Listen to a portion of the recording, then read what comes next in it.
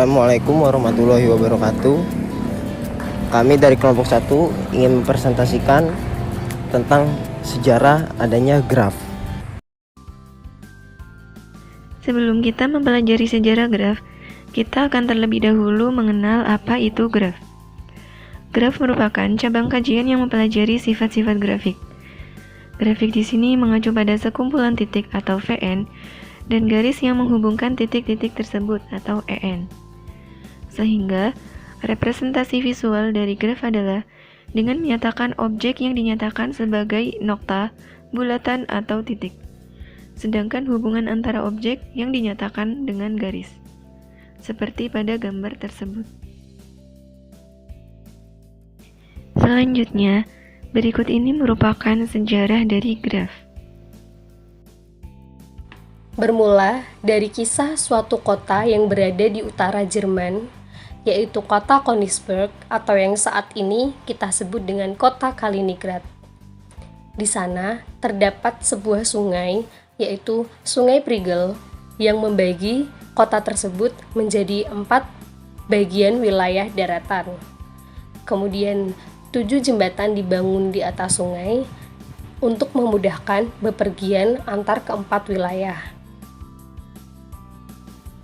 Penduduk setempat sering berjalan-jalan ketika libur, hingga suatu ketika beberapa dari mereka berpikir apakah mungkin untuk menikmati daerah tersebut dengan melalui ketujuh jembatan hanya satu kali.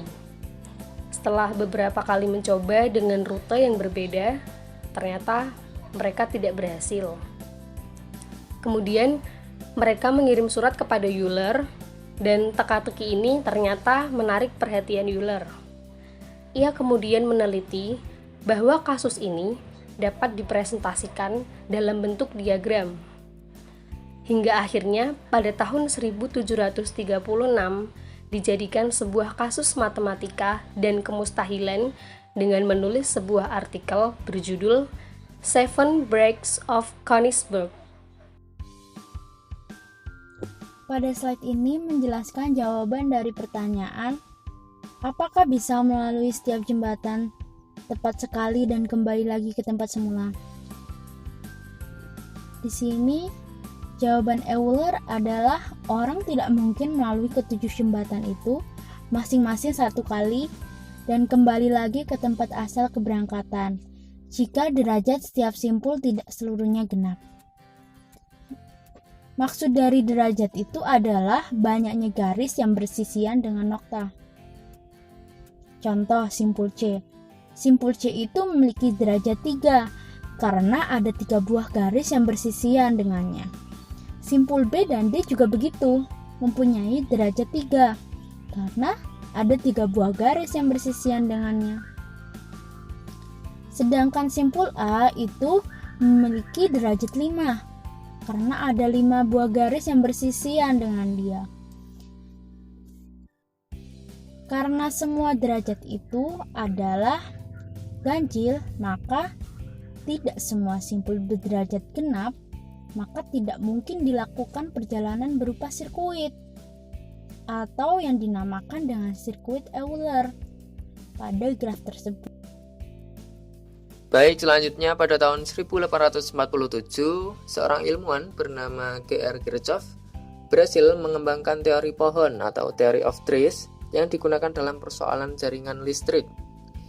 Yang 10 tahunnya kemudian itu pada tahun 1857, seorang ilmuwan bernama A. Cowley juga menggunakan konsep teori pohon ini untuk menjelaskan permasalahan kimia mengenai hidrokarbon.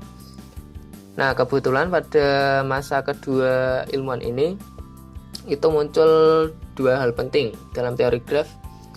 Yang pertama itu mengenai konjektur 4 warna yang pada tahun 1840 itu dikemukakan oleh A.F. Mobius. Beliau menyatakan bahwa untuk mewarnai sebuah atlas itu cukup menggunakan 4 macam warna saja. Sedemikian hingga tiap negara yang berbatasan akan memiliki warna yang berbeda-beda. Nah, 10 tahun kemudian pada tahun 1850 A. De Morgan itu kembali membahas masalah konjektur 4 warna ini bersama ahli-ahli matematika lainnya di kota London. Nah, beliau ini juga membuat beberapa tulisan, dan tulisannya ini dianggap sebagai referensi pertama yang berkenaan mengenai masalah konjektur 4 warna.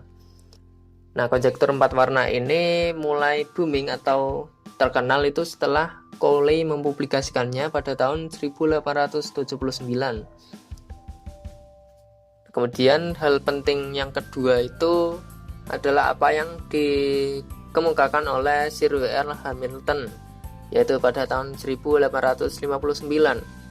Beliau menemukan suatu permainan polyhedron dengan 12 muka dan 20 pojok, yang tiap mukanya itu berbentuk sebuah pentagon beraturan dan tiap pojoknya itu dibentuk oleh 3 sisi yang berbeda.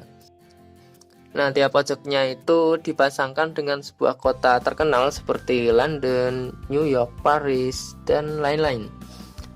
Nah, kemudian tujuan dari permainan ini itu kita diminta untuk mencari rute melalui sisi-sisi dari polyhedron ini, sehingga tiap kota dari 20 kota yang ada itu dapat dilalui tepat satu kali. Kalau dilihat-lihat itu konsepnya hampir mirip dengan yang permasalahan jembatan Königsberg. Ya, meskipun saat ini masalah tersebut dapat dibilang cukup mudah, akan tetapi pada masa itu tidak ada seorang pun yang bisa menyelesaikan permainan tersebut. Lalu kemudian kurang lebih setengah abad setelah masa Hamilton itu, aktivitas ilmuwan di bidang teori graf ini dapat dikatakan relatif kecil atau malah menurun. Namun pada tahun 1920-an kegiatan tersebut itu mulai naik kembali atau muncul kembali, yang mana dipelopori oleh seorang ilmuwan juga bernama De Koninck. Koninck ini berupaya mengumpulkan hasil-hasil pemikiran para ahli matematika tentang teori graf, termasuk juga hasil pemikirannya sendiri, yang kemudian dibuat dalam bentuk buku yang diterbitkan pada tahun 1936. Nah, buku tersebut itu merupakan buku pertama yang membahas mengenai teori graf.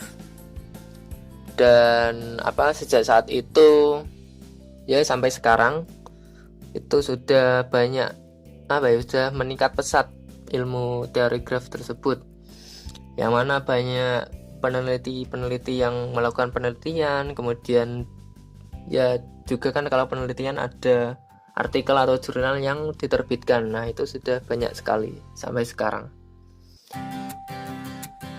Sekian, terima kasih presentasi dari kelompok 1. Mohon maaf bila ada kesalahan. Wassalamualaikum warahmatullahi wabarakatuh.